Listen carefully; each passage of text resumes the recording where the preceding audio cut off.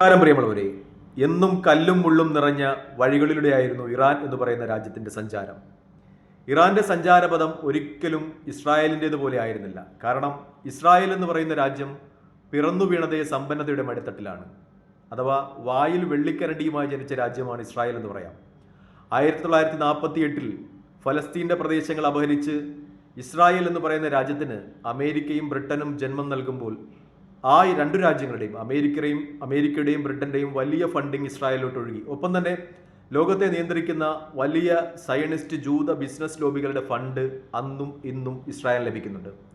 മറിച്ച് ഇറാന്റെ കഥ അത് 1979 വിപ്ലവത്തിന് ശേഷം ഇറാൻ പതിറ്റാണ്ടുകാലത്തെ ഉപരോധമാണ് നേരിടേണ്ടി വന്നത്. പലപ്പോഴും ഇറാന്റെ വിമാനങ്ങൾ തകർന്നു വീഴുന്ന വാർത്തകൾ നമ്മൾ വായിച്ചു. കാരണം അന്താരാഷ്ട്ര ഉപരോധമുള്ള രാജ്യമാണ് ഇറാൻ. അവർക്ക് അന്താരാഷ്ട്ര വിപണിയിൽ നിന്ന് ഉപരോധമുള്ളത് കൊണ്ട് തന്നെ വിമാനത്തിൻ്റെ സ്പെയർ പാർട്സുകൾ വാങ്ങുവാൻ കഴിയുന്നില്ല, അത് പുനർനിർമ്മിക്കുവാൻ കഴിയുന്നില്ല. അങ്ങനെ ഇറാന്റെ നൂറുകണക്കിന് വിമാനങ്ങൾ തകർന്നു വീണ് ആയിരക്കണക്കിന് ആളുകൾ മരിച്ചു. അത് നമ്മൾ വളരെ വേദനയോടുകൂടി നോക്കി നിന്നു.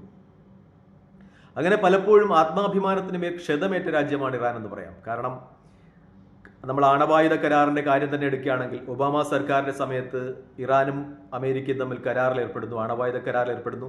അപ്പോഴൊക്കെയുള്ള ആണവോർജ്ജ ഏജൻസിയുടെ എല്ലാ റിപ്പോർട്ടുകളിലും ഇറാൻ ആ കരാറിൻ്റെ എല്ലാ ഉപാധികളും പാലിച്ചു വന്നു എന്ന് കാണാം. പക്ഷേ ട്രംപ് അധികാരത്തിൽ വന്നതിന് ശേഷം ഏകപക്ഷീയമായ കരാർ പിൻവലിക്കുന്നു.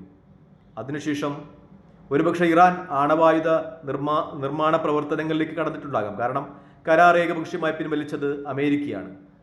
അതിനുശേഷം വീണ്ടും ട്രംപ് അധികാരത്തിൽ വരുമ്പോൾ ഒരിക്കൽ താൻ തന്നെ പിൻവലിച്ച കരാർ, ഏകപക്ഷീയമായി പിന്മാറിയ കരാറിൽ വീണ്ടും ഇറാൻ ഒപ്പിടണമെന്ന് പറയുന്നു. അത് ആ രാജ്യത്തിന്റെ ആത്മാഭിമാനത്തിൽ നിൽക്കുന്ന ക്ഷതം തന്നെയാണ്, അതിൽ സംശയമില്ല. ഇസ്രായേലിന്റെ കാര്യമെടുത്താൽ ഇസ്രായേൽ നിരന്തരം ഇറാനിൽ പാഞ്ഞുകയറി അവിടുത്തെ ആണവായുധ ശാസ്ത്രകാരന്മാരെ വധിക്കുന്നു, ഡിപ്ലോമറ്റുകളെ വധിക്കുന്നു, ആ രാജ്യത്ത് അതിഥിയായി എത്തുന്ന ഇസ്മായിൽ ഹനിയെ പോലെയുള്ള ആളുകളെ വധിക്കുന്നു. അങ്ങനെ നിരന്തരം ഇസ്രായേലിന്റെ ഭാഗത്തു നിന്നും ആ രാജ്യത്തിന്റെ ആത്മാഭിമാനത്തിന് ക്ഷതമേൽക്കുന്ന രീതിയിൽ ആക്രമണങ്ങൾ ഉണ്ടായി എന്നത് യാഥാർത്ഥ്യമാണ്. ഇസ്രായേലിന്റെ കാര്യമെടുത്താൽ ഇസ്രായേൽ എന്ന് പറയുന്ന രാജ്യം ആണവായുധ രാജ്യമാണ്, അപ്രഖ്യാപിത ആണവായുധ രാജ്യമാണ്. ഇസ്രായേലിന്റെ കയ്യിൽ ആണവായുധമുണ്ട് എന്ന് തന്നെയാണ് ലോകം വിശ്വസിക്കുന്നതും ശരിയും അങ്ങനെ തന്നെയാണ്. ഇറാൻ ഒരിക്കലും ഏതെങ്കിലും രാജ്യങ്ങളെ ആക്രമിക്കുമെന്നോ പിടിച്ചെടുക്കുമെന്നോ ഭീഷണി മുഴക്കുന്നില്ല.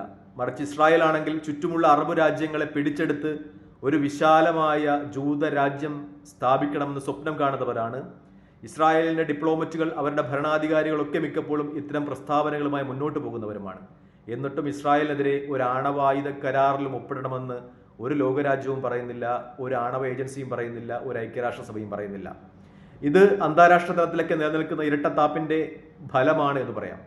പക്ഷേ ഇറാൻ എന്ന് പറയുന്ന രാജ്യം അവരുടെ ആത്മാഭിമാനത്തിലൂന്നി സൈനികമായും സാമ്പത്തികമായും ഒക്കെ മുന്നേറുന്ന കാഴ്ചകളാണ് ലോകം പിന്നീട് കണ്ടത്.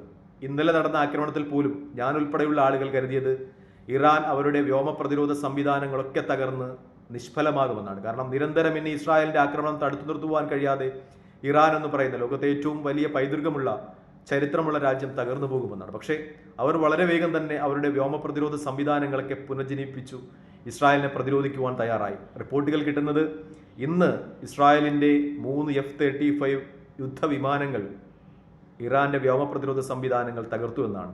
പ്രത്യേകിച്ചും F-35 എന്ന് പറയുന്ന യുദ്ധവിമാനത്തെക്കുറിച്ച് ലോകം വിലയിരുത്തുന്നത് അതൊരിക്കലും റഡാറിന്റെ കണ്ണുകളിൽ പെടാതെ അക്രമം നടത്തി തിരിച്ചു പോകുവാൻ കഴിയുന്ന ശക്തമായ വിമാനങ്ങളെന്നാണ് അതിൻ്റെ ഉത്പാദകരായ അമേരിക്കയുടെ അവകാശവാദം. പക്ഷേ അതിനേക്കാൾ വലിയ സാങ്കേതികത ഇറാനുണ്ട് എന്ന് തെളിയിക്കുന്ന രീതിയിൽ F-35ന്റെ 3 യുദ്ധവിമാനങ്ങൾ ഇസ്രായേലിന് ഈ നിമിഷങ്ങളിൽ നഷ്ടമായിട്ടുണ്ടെന്ന റിപ്പോർട്ടുകൾ അന്തർദേശീയ മാധ്യമങ്ങൾ നിറയുകയാണ്. മറ്റൊന്ന്, ഇസ്രായേലിന്റെ ആണവ നിലയങ്ങൾക്കു നേരെ ഡിമോൺ ആണവ നിലയത്തിന് നേരെ ആക്രമണം നടന്നു എന്ന രീതിയിൽ വാർത്തകൾ പുറത്തു വരികയാണ്. അങ്ങനെ ലോകത്തെ ഏറ്റവും പ്രധാനപ്പെട്ട ഒരു സയനിസ്റ്റ് രാജ്യത്തിന്റെ ആത്മാഭിമാനത്തിൽ ക്ഷതമേൽപ്പിക്കാൻ തക്കവണ്ണം ഇറാൻ വളർന്നിരിക്കുന്നു എന്നത് വളരെ യാഥാർത്ഥ്യമായി തന്നെ ലോകം ചർച്ച ചെയ്യുകയാണ്. കാരണം നേരത്തെയൊക്കെ പറഞ്ഞതുപോലെ ഇസ്രായേലിന്റെ എല്ലാ രഹസ്യങ്ങളും, ആണവായുധ രഹസ്യങ്ങളും അതുപോലെ സൈനിക രഹസ്യങ്ങളും 2 നാൾ മുമ്പ് ഇറാനിലെത്തി എന്ന രീതിയിൽ ചില വാർത്തകൾ പ്രചരിച്ചിരുന്നു. ചില അന്തർദേശീയ മാധ്യമങ്ങളൊക്കെ അതുമായി ബന്ധപ്പെട്ട വാർത്തകൾ ഷെയർ ചെയ്തിരുന്നു. അത് ശരിവയ്ക്കുന്ന രീതിയിൽ ഇറാൻ ഇസ്രായേലിലെ തന്ത്രപ്രധാനമായ മേഖലകൾ ലക്ഷ്യമാക്കി ആക്രമിക്കുന്നു എന്ന് തന്നെയാണ് ഈ അവസരത്തിൽ ഏറ്റവും പ്രധാനപ്പെട്ട വാർത്തകൾ. ഇറാന്റെ ബുഷൈർ എണ്ണപ്പാടത്ത് ഇസ്രായേൽ വ്യോമാക്രമണം നടത്തിയെന്ന വാർത്തയും ഈ അവസരത്തിൽ പുറത്തു വരുന്നുണ്ട്. അത് ഇസ്രായേലിൻ ആ തീ ഇറാൻ അണച്ചു എന്ന രീതിയിലും വാർത്തകൾ ഇപ്പോൾ അന്താരാഷ്ട്ര മാധ്യമങ്ങൾക്ക് റിപ്പോർട്ട് ചെയ്യുന്നുണ്ട്. എന്തായാലും പശ്ചിമേഷ്യയെ സംബന്ധിച്ച് കൂടുതൽ യുദ്ധസങ്കീർണമാകുന്നു സ്ഥിതിഗതികൾ എന്ന് തന്നെയാണ് വാർത്തകളെ സൂചിപ്പിക്കുന്നത്. ഇസ്രായേലിൻ്റെ 200-ലധികം ഫൈറ്റർ ജെറ്റുകൾ ഇറാൻ ലക്ഷ്യമാക്കി നീങ്ങുന്നു എന്ന വാർത്തയും ഈ അവസരത്തിൽ പുറത്തു വരികയാണ്. എന്തായാലും ഇറാന്റെ അവകാശവാദം തങ്ങൾ എല്ലാ പ്രദേശങ്ങളിലും തങ്ങളുടെ വ്യോമ പ്രതിരോധ സംവിധാനങ്ങൾ പ്രാവർത്തികമാക്കിയിട്ടുണ്ട്, പ്രവർത്തിപ്പിക്കുന്നുണ്ട് എന്ന രീതിയിൽ തന്നെയാണ്. അങ്ങനെ തന്നെയാണ് വാർത്തകളും പുറത്തു വരുന്നത്. ഇസ്രായേലിന് അവരുടെ ഏറ്റവും വിഖ്യാതമായ ഫൈറ്റർ ജെറ്റുകൾ നഷ്ടമാകുന്നു എന്ന രീതിയിലാണ്. ഒപ്പം തന്നെ ഇസ്രായേൽ പ്രധാനമന്ത്രിയും അദ്ദേഹവും പറയുന്നത് ഇസ്രായേലി ജനതയോട് ഒരുപക്ഷെ ദീർഘകാലത്തെ ഒരു യുദ്ധത്തിന് തയ്യാറാകുക, ഇറാന്റെ ഭാഗത്ത് നിന്ന് വലിയ പ്രഹരങ്ങൾ ഏൽക്കുവാൻ ഇസ്രായേലിന് സാധ്യതയുണ്ട്, അതുകൊണ്ട് തന്നെ ഈ പ്രഹരങ്ങളൊക്കെ തൽക്കാലം ക്ഷമിക്കുക, നല്ലൊരു നാളെ വരുവാനുണ്ട്. കാരണം ഈ പ്രഹരങ്ങളൊക്കെ ഉണ്ടാകാൻ സാധ്യതയുണ്ടെങ്കിലും അവസാനം ഇസ്രായേൽ യുദ്ധത്തിൽ ജയിക്കുമെന്നാണ് ബെഞ്ചമിൻ നെതന്യാഹുവിൻ്റെ ശുഭപ്രതീക്ഷ, അദ്ദേഹത്തിൻ്റെ ശുഭാപ്തി വിശ്വാസം. പക്ഷേ അദ്ദേഹം എവിടെ നിന്നാണ് ഇത്തരം പ്രസ്താവന നടക്കുന്നത് എന്ന് വ്യക്തമാകുന്നില്ല. അദ്ദേഹത്തിൻ്റെ ബാക്ക്ഗ്രൗണ്ടുകളൊക്കെ ബ്ലറാണ്. എവിടെ നിന്നാണെന്ന് മനസ്സിലാക്കാൻ പറ്റാത്ത രീതിയിലാണ് അദ്ദേഹത്തിൻ്റെ വാർത്താ സമ്മേളനങ്ങളൊക്കെ. അദ്ദേഹം ഏതൻസിലെത്തിയിട്ടുണ്ട് എന്ന രീതിയിലുള്ള വാർത്തകൾ പുറത്തു വരികയാണ്.